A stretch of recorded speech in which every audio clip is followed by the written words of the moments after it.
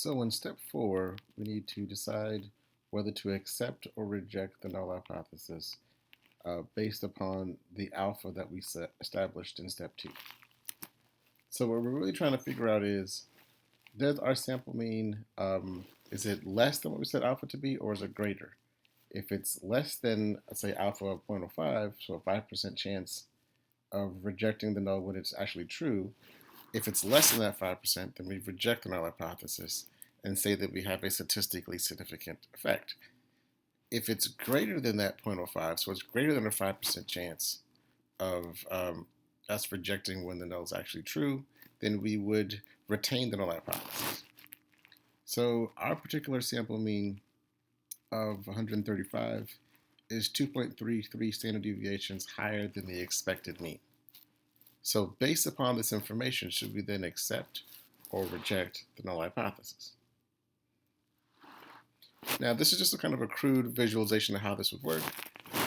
If we're assuming, again, a one-tailed test, meaning that we're making a directional hypothesis that the pill is going to lead to improved cognitive functioning, then we're going to basically need to have our sample mean be in the top 5% of all possible sample means. So if it falls anywhere, essentially in that 5% cutoff is around 2 standard deviations. So anything to the left of that 2 standard deviation, we would fail to reject. Anything more extreme than that 2 standard deviations, we would reject the null hypothesis and accept the alternative hypothesis. Again, that would provide us evidence that we have a statistically significant effect. So the pill is significantly improving cognitive functioning. So again, just to make sure we're clear on alpha levels, when you set the alpha to be 0.05, an outcome would have to have less than a 5% probability of occurring before you could reject the null hypothesis. So it has to be more extreme than that top 5%. And then if you set it at 0.01, it has to be in the top 1% of all possible outcomes before you can reject the null hypothesis. I think one thing to remember is that in this distribution of scores, all these outcomes could occur and then they'll still be true. We're just saying that because if it's in the top 5% or the top 1%, it's so unlikely to be true that we're going to reject the null hypothesis. But one thing to always remember is that in this distribution of scores, all these outcomes could theoretically occur and then they'll still be true. All right, so let's go back to step 4. So again, we're trying to use the alpha level that we set in step 2 and compare it to our sample mean. Now, in step 2, we set alpha to be 0.05. And again, if our sample mean is 135, that's 2.33 standard deviations above the expected mean. And the probability of getting that particular outcome, if the null is true, is less than 0.05, so less than 5%. Therefore, we should conclude that we should reject the null hypothesis. So to give you a visualization here, again, this is just a general overview of how this would work. If the 0.05 arrow, if that is our alpha cutoff, we have a sample mean that is more extreme than that cutoff, and therefore we would reject the null hypothesis. Now, that works when alpha is set at 0.05, but what if we set it at 0.01? At 0.01, then we need to have an outcome that falls within the top 1% of all possible outcomes if the null is true, not just the top 5%. So the question is, if we set it at 0.01, would our sample mean of 135 still be statistically significant? So you can see here, the alpha of 0.01, the cutoff is more extreme than at 0.05. So you need to have a much more extreme score. Unfortunately, our mean is not far enough from the expected mean for us to be able to reject it at the 0.01 level. So what I want you to understand is, depending on where you set alpha in step 2, can oftentimes determine whether or not you have a statistically significant result or not. If you set it at 0.05, our sample mean would have been significant. If you set it at 0.01, it wouldn't be, which is again why it's important to set your alpha level before you run your study, because now you're tempted to say, well, I set it at zero point zero 0.01, which means that it's not significant, but if I just switch it now to 0.05, then it is significant. You need to kind of make a decision at step 2 and stick to that decision. So if we had set it at zero point zero 0.01, we would have failed to reject the null hypothesis. So in essence, the evidence that we have is not strong enough, it's not extreme enough from what we would have expected if the null is true to be able to reject. So if we want to go back to our legal system analogy, you can think of a 0.05 as where the defendant fits the description and is seen running from the scene of the crime, right? So you have some compelling evidence. It's not a slam dunk, but you have some pretty good evidence. At a 0.01, you need evidence where the defendant is caught on video shooting the murder weapon, caught 2 blocks from the crime scene with the gun and the victim's wallet, right? So that evidence there is much stronger, and as a result, if you have evidence that strong, or stronger than that cutoff, then you could then convict that person. And this gets us back to our idea of statistical significance. I've been trying to mention it throughout this lecture, is that when your particular outcome is less likely to occur than your alpha level, be it 0.05 or 0.01, if it's less than that cutoff, then you can say that you have a statistically significant result, right? Anything where it's less extreme than the cutoff, the alpha cutoff, then you would say that you do not have a statistically significant result. It's only statistically significant if you're able to reject the null hypothesis. Now, I mentioned a couple slides back that the distribution of scores is representing any possible outcome if the null is true. And if we're setting alpha to be 0.05, we're saying that we're going to take a 5% chance risk of rejecting the null hypothesis when in reality we shouldn't have, right? So again, if you go back to our legal system analogy, you can think of it as the defendant happens to be wearing the same shirt as the criminal, ran away from the scene of the crime because he's scared of being shot, but he actually isn't the criminal, right?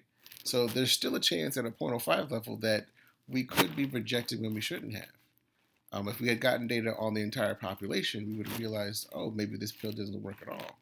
But our sample would suggest that it did work. So we're taking a little bit of a risk, setting alpha at 0.05. We're taking a 5% chance risk of making the wrong decision. In other words, rejecting the null when we shouldn't have.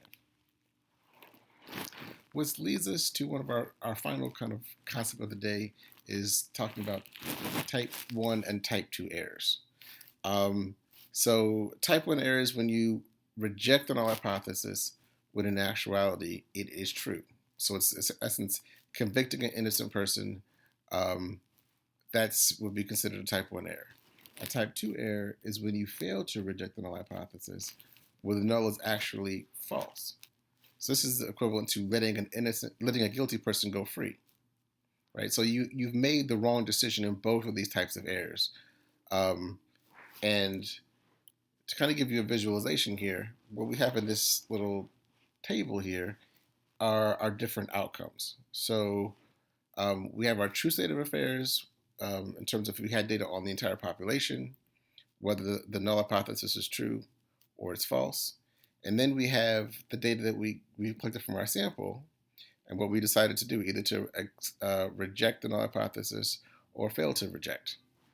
So if you look at this first box here, this is when the null is actually true. So we get data on everyone in the population.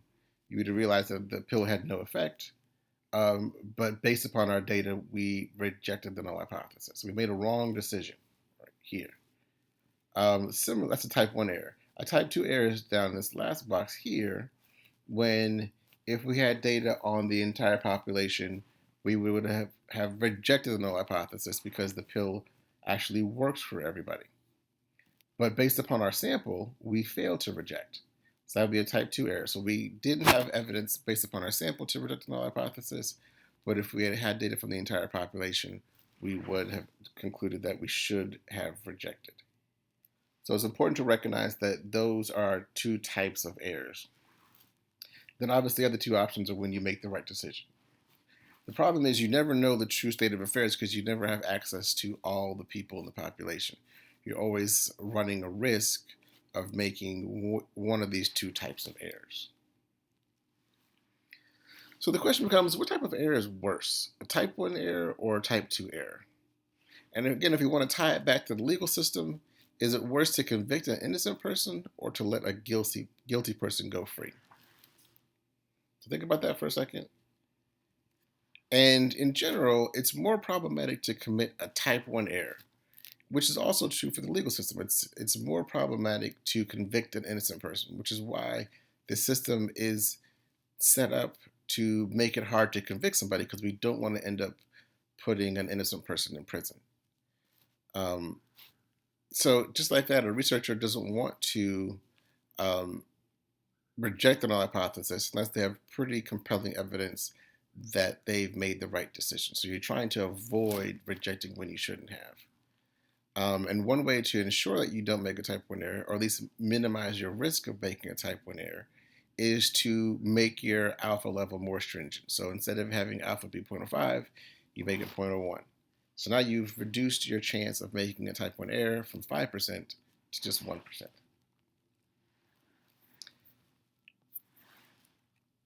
And this is what we just talked about. So you can reduce your chance of committing a type 1 error by making your alpha level more stringent. Again, that would decrease your chance of making a type 1 error from 5% to 1%. But ironically, you're increasing your chance of making by reducing your chance of making a type 1 error, you're actually increasing your chance of making a type 2 error. So if you make alpha 0.01, you're less likely to make a type 1 error and reject when you shouldn't have, but you're also now going to increase your chance of not rejecting when you should have. So there's a kind of a fine line here in terms of balancing type 1 and type 2 errors. And as the researcher, you have to decide which is more important to you, minimizing type 1 error or minimizing type 2 error. Okay, so there's a number of things that you need to know from this lecture, but I wanted to make sure I highlighted the key things so that you know what to study for the exam. So definitely know the 4 steps in hypothesis testing. Be able to identify and describe a null and alternative hypothesis, if I gave you an example. Know the characteristics of a normal distribution. Again, that is the mean, median, and mode are all the same. Their scores are symmetrical around the mean, the median, and the mode. And then these tails of the distribution approach but never touch the x-axis. Know the percentages of the distribution that fall within 1, 2, and 3 standard deviations from the mean. Know what alpha is and why it's important. Know type 1 error and type 2 errors. Know how to reduce the chance of making a type 1 error. And know why reducing a type 1 error increases your chances of making a type 2 error.